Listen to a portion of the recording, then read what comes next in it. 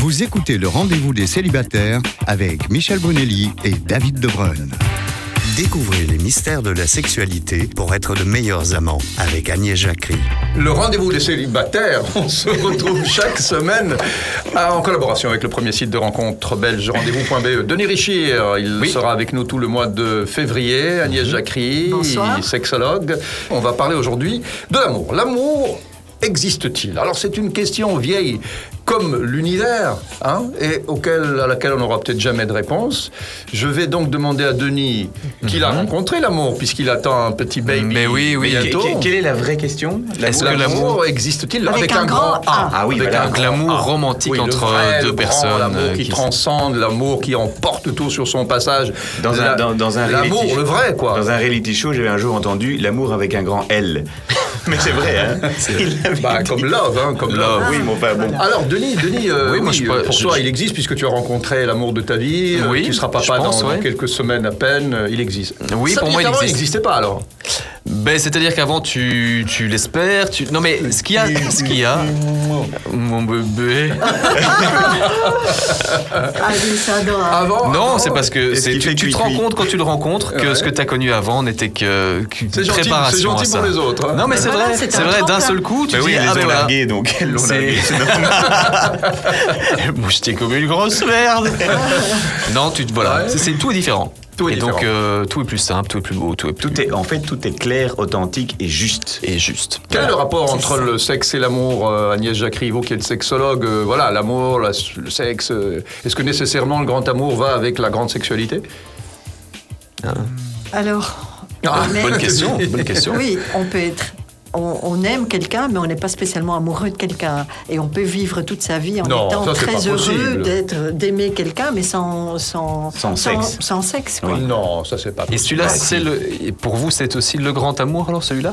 Ça peut être le grand amour, même s'il y a certaines personnes qui vivent le grand amour sans sexualité, mais pour moi, c'est hyper important d'avoir un équilibre avec l'esprit, le cœur et quand même la sexualité. Déjà avec soi-même, ça, pour moi, c'est vraiment... Alors là, on est vraiment bien centré. Sinon, il n'y a que le haut qui fonctionne, quoi. Oui, voilà, donc vous nous répondez quelque part que le grand amour, c'est le haut et le bas. On ne peut pas c'est un équilibre. Nécessairement... Le haut, le milieu et le bas. Voilà. Ce sont les chakras, alors. Là, on parle des chakras du sexe. Donc, grand amour va aussi avec grande sexualité, en tout cas peut-être au début. Je dirais belle sexualité. Belle sexualité. Oui, belle communion.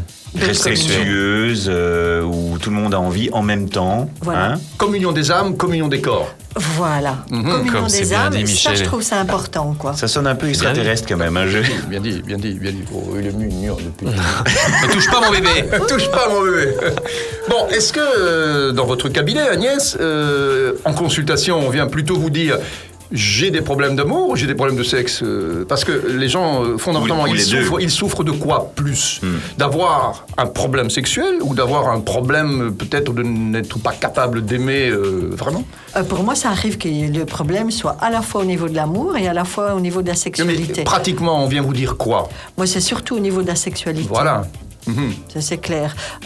La sexualité, de nouveau, aimante, j'insiste. Oui, mais ça, c'est vous qui dites elle s'apprend et c'est important qu'il y ait une certaine compétence érotique qui existe dans le couple. Et c'est pas vraiment bêtement lassie. Lassie. On revient à lassie. Ça, c'est vraiment dommage. Bon, restez avec nous, parce qu'on n'a pas terminé sur ce sujet brûlant et importantissime de la vie. On se retrouve tout de suite. Vous écoutez le rendez-vous des célibataires avec Michel Brunelli et David Debrun. Denis Richir, Agnès Jacquerie, David Debrun, c'est avec plaisir qu'on va décélérer sur ces 3 dernières minutes qui sont consacrées aujourd'hui à l'amour avec un grand A. Existe-t-il vraiment ? D'abord, on a dit oui, parce que quand on le rencontre, évidemment, on a la sensation que c'est là, ça n'existait pas avant et ça existe au moment où on le rencontre, ce qui est assez amusant, parce que ça veut dire qu'il y a comme une frontière entre le avant et le après, comme si à un moment donné, on découvrait un nouveau monde qui n'existait pas quelques secondes ou quelques heures avant. C'est assez spécial quand même. Est-ce que c'est parce que vous avez changé ou est-ce que le monde s'est offert à vous à ce moment-là ? C'est peut-être ça aussi, c'est peut-être s'appuyer sur tout ce qu'on a connu avant on s'est mieux compris, on sait mieux qui on est, on sait mieux ce qu'on veut, et d'un seul coup, moi j'aime bien me dire que j'étais déjà bien avec moi-même au moment où je l'ai rencontré, donc j'avais pas besoin de quelqu'un qui allait me compléter. Oui, mais ce qui est compliqué, Denis, c'est qu'au même moment, l'autre personne doit avoir la même chose qui se passe. Ben oui, mais c'est ça. Compliqué. C'est ça, et c'est pour ça que je me dis, c'est ça qui rend le truc le plus beau, c'est que ça doit être, je pense que c'est quelque chose qui est rare. Enfin, mais je pense que tout le monde peut y croire. Alors en consultation, je dis oui. Ça, c'est vrai que c'est rare. C'est rare, oui. C'est rare quand vraiment deux personnes ont bien compris et qu'il y a un échange, qu'il y a une maturité aussi. Quand ils se disputent, qu'il y a une harmonie sexuelle, qu'ils peuvent se parler pendant des heures et sans s'ennuyer. Là, il y a une véritable harmonie. Oui, le truc, c'est que en fait, tous les couples vous diront, ben voilà, moi j'y suis, j'aime ma femme, j'aime mon homme, j'y suis moi à cette harmonie. Mais le temps passe et les influences, etc. Et tout ça se modifie. Il n'y a rien de permanent en fait. Est-ce que c'est culturel aussi, l'amour? C'est peut-être une invention moderne. Avant, les gens n'étaient pas obligés de s'aimer nécessairement.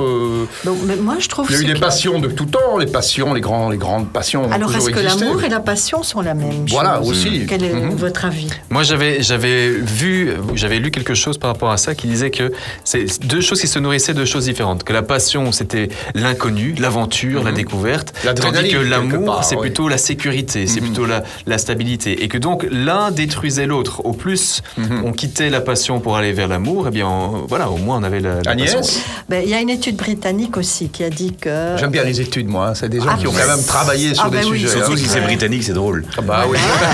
Alors, ils ont dit que le grand amour peut se rencontrer 4 fois dans une vie. 4 fois. Vous allez me dire, ou seulement 4 fois. Denis, il te reste 3 rencontres. Ah, mais c'est bon, moi...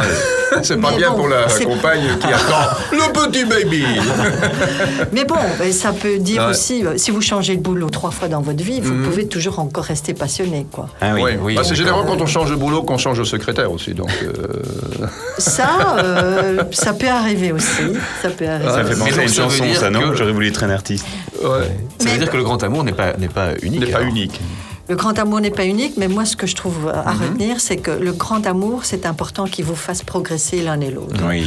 Et c'est ça, l'essentiel. Au départ, c'est important d'avoir une certaine compatibilité. Voilà. Les bons surtout si on bosse ensemble. Mais si l'autre permet, on peut se coacher, on peut grandir, là, pour moi, ça, c'est le grand amour. Mais il y a une erreur dans laquelle qu'il ne faut pas commettre, c'est justement ne pas trop attendre de l'autre. Et qu'en fait, ça part de nous, surtout à la base. Exactement. Parce que ça, c'est le piège dans un couple. C'est qu'on se dit, je vais bien parce que je m'accroche à l'autre. Et là, non.